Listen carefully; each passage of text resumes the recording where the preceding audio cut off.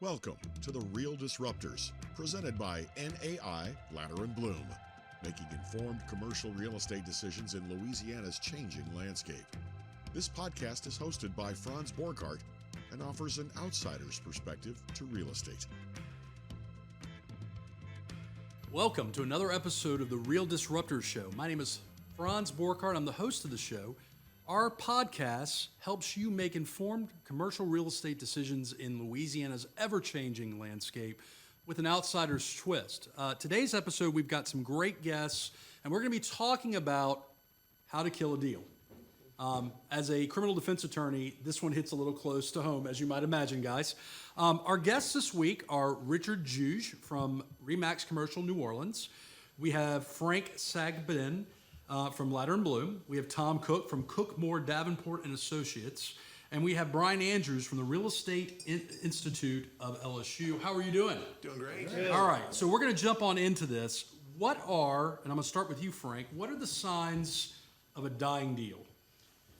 Well, there are obviously, Franz, it's a lot of signs, but first sign is that the phone isn't ringing anymore. And the second sign would be if I call Tom and ask him how the appraisal's going, and he asked me, have you not spoken to Brian this morning? So there's lots of problems. So there's that awkward either communication breakdown, kind of the awkward silence across the board. How about you, Richard? What are some signs in your world? Frank hit the nail on the head in the rest of the world when they say no news is good news. In real estate, that's bad news. So when they go silent, there's normally something going on. But I'm so excited you brought two of the best deal killers in town here, an appraiser and a lender. So yeah, Frank, we are ready to go. So yes. So Tom, what do you think? What are some of the signs of a dying deal? Well, signs of a dying deal, and I get blamed for killing deals a lot because I'm a commercial real estate appraiser. Right. So, but my job is to protect both the lender and the buyer. And so if we're appraising something and it doesn't appraise for what the sale price is, then obviously I'm protecting them, and that will kill the deal. Now, guys will tell me, you don't know. There's not a day that goes by that somebody can call me up and say, you're wrong on this. And so but my job is to protect the buyer and the lender. I killed one today because I was too high. I got a friend of mine that's a developer called me and said, Tom, you appraised this property for the estate, it's too high. I said, no, that's what it's worth. So the seller needs good advice. And so the appraiser, it's a shame we can't be brought in earlier than we do, because that maybe would stop deals from being killed.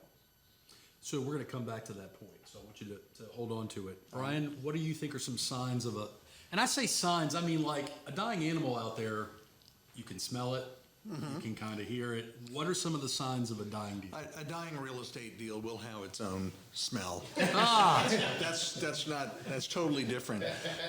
Yeah, the reason that the phone's not ringing and people aren't returning emails and phone calls is because they're surprised at something. I need this appraisal to be $10 million, and the appraisal just came back at 8. That's a huge surprise. Well, we shouldn't have those surprises. We shouldn't have those surprises. We should have experienced, trained people out there managing expectations. And that's what happens, isn't it, guys? People get, I hear something and then it's like, whoa, I had no idea that was the way things were. Well, you should have known that. You bring the appraiser in early on. So let me touch on the expectations piece, because I often tell clients in my area of business, if it sounds too good to be true, it's probably too good to be true. And when you talk about expectations, I want to get to the core of, and I'm going to start with Tom, since you are the appraisal side of the table. What causes unrealistic, unreasonable expectations in your mind? Brokers. No, people that think they can get a higher return than is really reasonable. They think they can get higher rents than the rest of the market's getting. They think, for some reason, this project is infinitely better than the one next door that's just like it.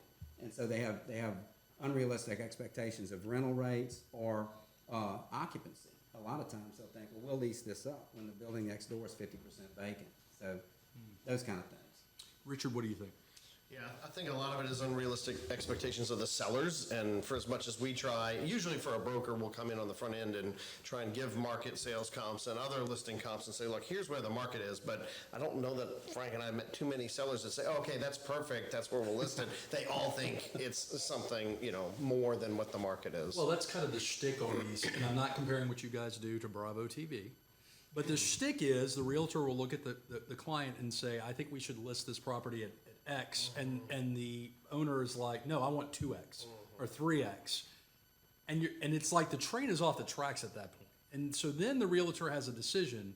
Do I want to service this client honestly, with integrity, with ethics, or do I just want to get this listing?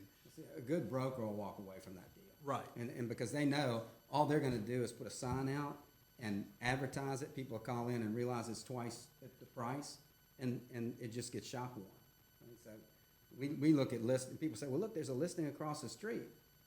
Can't you use that in your appraisal? No, it's a listing, number one. Number two, it's an anathema. It's way above market.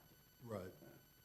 So, Frank, you got something you want to add in there? Yeah, I mean, and I agree with Tom completely. Unrealistic expectations kill deals. But there is some give and take when you're pricing a property. I mean, if you price the property dead on at its appraised value and they walk in and close that day, it's a little different than someone wanting to come in and wanting you to do a few extra things to the property, needing, 3 months to close the deal. So sometimes it's a little higher than what the appraisal may come in at, but, you have to raise the appraised values occasionally. That's how we increase, Well, that segues into creativity. So I'm going to start with you on this question, Brian. How much can creativity save a deal that's dying on the vine? Not at all. Okay, I appreciate your honesty. Well, and the reason I say that, and there's probably many ways to do it, but we're not buying a property. We're investing capital. We're taking funds that we could use to buy a bond or stock or start a business, whatever. But we're not doing that. We're deploying capital into real estate to get a return on investment, and we're going to get what we're going to get. Creativity. I don't know where that fits in, to tell you the truth. I could be creative with my appraisal, but I always wondered about the appraisal needs to be higher. Then you're paying too much for the property. You're not going to achieve the return on investment that It's not a you good require. business decision, right? I would suggest that, yeah. Tom, you wanted to add something? Well, no, I was thinking you could maybe get creative with how you finance it, how you tranche the loan, or those kind of things. Right. But the basics of the deal, like Brian said, it's either a deal or it's not a deal. And to try and get creative and make something happen is always a recipe for failure. So when you say, because again, the criminal defense attorney in me loves that phrase, it's either a deal or not a deal. Expand on that. Well, it's either worth what you're paying, Right. or it's not. When you start trying to inflate the rental rate or decrease the occupancy, increase the occupancy rate outside of what is the market, then you've got a deal that's not really a deal. You've got a deal that, so you've got to be careful if you're investing and it's a first-time investor. You got to be realistic with your expectations and not be too creative. Now, you can be kind of creative. Well, maybe I can change something. Maybe the lease is below market and we can raise it. But those things have to be real. And that's where I latch on and maybe disagree a little bit is within some reason, 5%, 10%, and I hate to just hone in on the number because there's many other nuances, and it could be, the building has some deferred maintenance, and when you do fix it up, can you get higher rents, can you do, so I think there are ways to get creative, but not in just this la-la land of just, okay, it's values here and somehow we're gonna miraculously make up value by creative contract terms. That doesn't happen, but there are ways to mitigate it. Right. I want to change gears a little bit and talk about external environmental factors that have nothing to do with you, the brokers. For example, COVID-19, a poorly timed article in a local publication, business publication that we're not naming any names on. I want to talk about the external factors that can kill a deal. And I'm okay with war stories here, guys. So Frank, I'm going to start with you. How do you address, for example, COVID-19? Like, how has that changed the landscape of quote unquote killing deals? I think it's increased the uncertainty of actually doing a deal. People tend to be good at adversity, but uncertainty rattles them. So they'll stop and slow down. Tom, retail. Do I want to open up a restaurant that's not an end cap without a drive-through? Probably not. If I had one in process, I would have probably wanted to get out of it. So that's the uncertainty of everything. What do you think, Brian? I agree with that. I can price risk. I can't price uncertainty. So when uncertainty comes about, I've got to really juice the pricing or the required return to just so I won't be wrong. So yeah, uncertainty. Wow, We don't like tough. it. We don't like it. That's a whole section in the CCIM course materials, risk versus uncertainty. You picked, uncertainty is really, how do you plan for COVID? Who did? Right. To some degree, a hurricane is somewhat, okay, we're probably going to get one here. I just came back from Pensacola. We just raised the coverage limits on our building. Great idea. However, when you have a 2% deductible for wind and hail, I just raised all my deductibles. So, that kind of stuff, you can try and figure that out, but it's not easy. So forecasting, not an easy endeavor, huh, Tom? It really isn't, especially in today's market. The way we're fooling with COVID-19, though, is we're looking to say, how would an investor try and mitigate that risk? Well, Okay. I got 6 months here that I may not collect rent on this building, so I'm gonna lose 6 months of rent. So that would be the deduction to the market value. We build a matrix about, and it's complicated, we won't get into that now, but if it's a regional investor and they've got a long-term lease, then they're probably not impacted by COVID because there's certainty. Right. If it's a local tenant, it's a mom and pop restaurant or bar, well, you better believe there's huge uncertainty there. So you mitigate that risk through the projection of loss of rent. So now I want to talk about personalities, because I would imagine in your industry, you guys have all sorts of different types of personalities that you deal with on a daily basis. So Tom, I'm going to start with you again. How much can a difficult personality factor into the equation? Well, for the appraisal standpoint, Across the board, killing deals. It does not matter to me. Okay. I don't care if you're a jerk or a great guy. The number's going to be the same. So you're in the seat of neutrality. We really are in the seat of neutrality. It doesn't matter to you. I don't care. Okay. I don't care who you are. Okay. I really don't. Unless it's Andrews, and then it's going to be lower. I respect that too. So from a realtor's perspective, Frank, I'll start with you. What do you think? How much does personality factor into killing a deal? It factors in some, but cash is what dictates what makes a deal go or not. Okay. Difficult people have money. Soft people have money. It doesn't really matter. I emphasize, if you have the cash and want to do the deal, we deal with jerks all the time. We deal with great people all the time.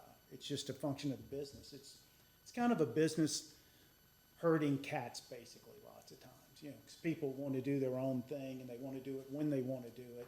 So it's managing difficult personalities. So It's more pleasant when you're working with a nice person, but Right.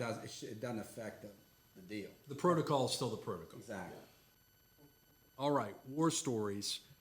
Tom, best war story from your career? Well, I got a friend of mine that's a developer and was trying to do something off of Highland Road, and the surrounding neighborhood did not want it to happen. And so they, the first thing they do is say, well, it's drainage. And they say it's wetlands problems. And then this one was a new take. It was an Indian, a Native American burial ground. They said, we think there's Native American artifacts there. They literally brought the Department of, it was the HUD came out. This sounds like Poltergeist. Oh, it was- I it think I was saw that unreal. movie from the It 80s. was unreal. And this guy had hair like Brian's, down, dude, and he was digging. Hippie. He dug this big hole. Dude, look here. And he climbed down in this, and he pointed to something. He said, see that right there? Right there? And the developer said, oh, what? And he reached, he grabbed, no, don't touch it, don't touch it. He pulled it out, it was a Coke can. And the guy from HUD had thought this was an Indian artifact. So those are the kind of things that, and this slowed that deal up over 12 months. Almost killed So it. I've got to ask. So the listeners or viewers know these these aren't like residential real estate deals, right? These take time, right? Yes. I mean, 12 months. Is that? More. Okay. Especially when you're dealing with, the city parish is sometimes a nightmare to deal with. Try suing them. It's great too. I literally got a wire today on a deal that started, started brokering it 3 years ago. Yeah. Prior to that, 2 years prior, started environmental. So 5 years ago, they started to think about it. Big old dairy plant in the middle of the city of New Orleans. So just, if you, it can So go what do you tell your seller at that point? Gotta have patience. And nobody else is gonna get it done any sooner. Right. You know, we gotta get over this hurdle if we wanna sell it. And I'm sure when you tell them that, they trust that no one else will get it done any sooner. Exactly. Right. My clients trust that. Well, so before we go, I do want to be able to get in touch with you guys. So we're going to start with Frank. If people want to get in touch with you or your brokerage, how would they do that? Contact Ladder and Bloom Commercial in Baton Rouge.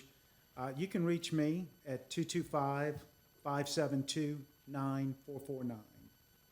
Richard? And I'm Richard Juge with ReMax Commercial in New Orleans, 504-915-8877. And I'm Tom Cook, the only appraisal firm in Baton Rouge. Our number is Gulf South, in the Gulf South. Our number is 225-293-7006, or you can catch me on my cell, 225-933-3557. Ryan? I'm Brian Andrews, Executive Director of the Real Estate Research Institute at LSU, and you can reach me at the Department of Finance. So, again, Franz Borghardt, thank you for watching this episode of The Real Disruptors. And again, thank you for Ladder and Bloom for sponsoring and underwriting this series. We'll be back next time. Thank you for joining The Real Disruptors, presented by NAI Ladder and Bloom, Louisiana's leading commercial real estate advisory firm, offering expertise in virtually every property sector, including office, industrial, retail, multifamily, and hospitality. NAI Ladder and Bloom has offices in New Orleans, Baton Rouge, Alexandria, Lafayette, and Lake Charles. For more information, visit ladderbloom.com. That's www.ladderbloom.com.